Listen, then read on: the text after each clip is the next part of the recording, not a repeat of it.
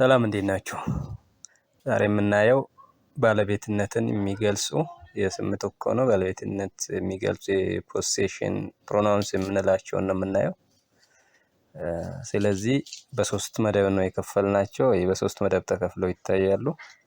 አንደኛ መደብ፣ ሁለተኛ መደብ እና ሶስተኛ መደብ ናቸው። አንደኛ መደብ ላይ ያሉት አነ ማለት እኔ ማለት ነው። ኑ ማለት ደግሞ እኛ ማለት ነው። ባለቤትነትን የሚገልጹ ደግሞ ይሄ ሲቀየር የኔ ይሆናል። አና ወይ እኔ የሚለው የኔ ይሆናል።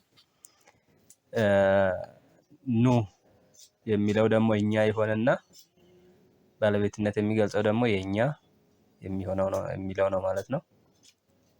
በሁለተኛ መደብ ላይ የሚገኙት ሲ እና ኢሲን የሚለው ነው። ሲ ማለት አንተ ወይ አንቺ ማለት ነው። ጾታን አይለይም።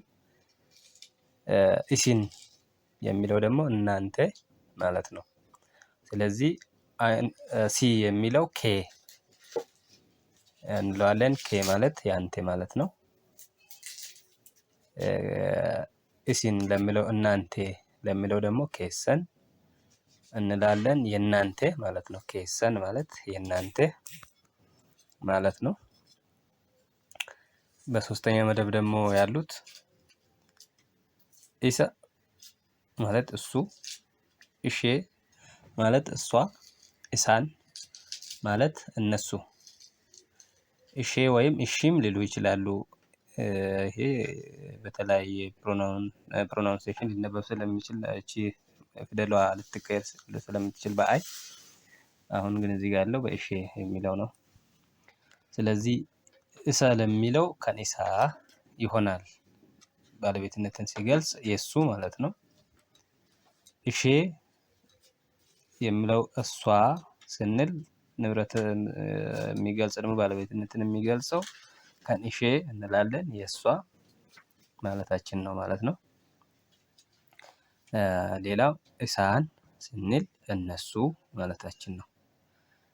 ወደ ንብረትነት ወይም ባለቤትነት ስንል ደግሞ ከኢሳኒ እንላለን።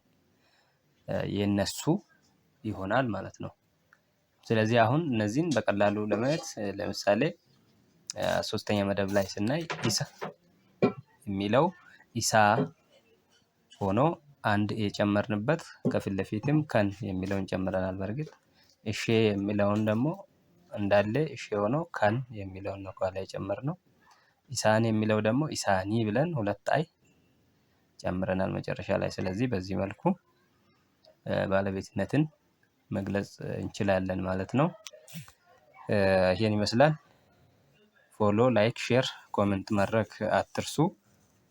ቀጣይ በሌላ ነገር እንገናኛለን።